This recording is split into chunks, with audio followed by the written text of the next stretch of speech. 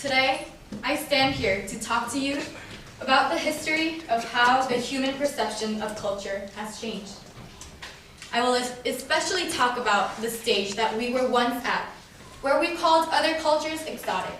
But before I get there, I will first like to elaborate on the stage of history that we once had, where we tried to force away other cultures by treating them barbaric and foreign. There was once a period in time when we did not have any technology for communication or transportation of significant extent, and thus we were limited to our own boundaries of nations. We were limited to our own boundaries of culture. And these were the periods when we called other cultures foreign, when we called other cultures barbaric.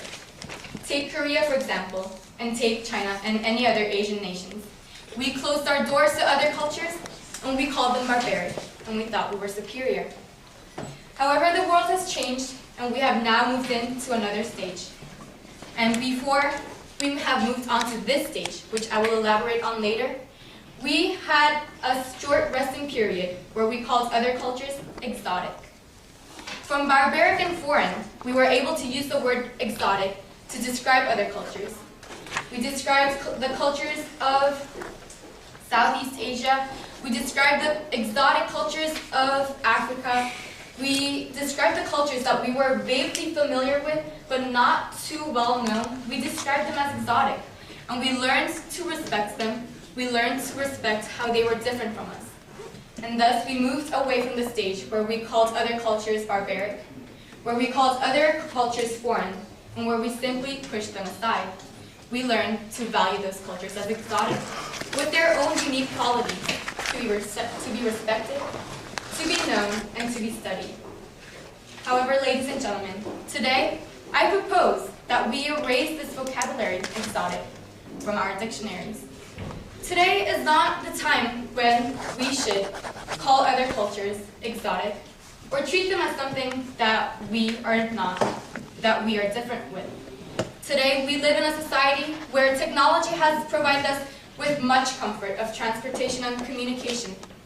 We are able to be united as one in this global society.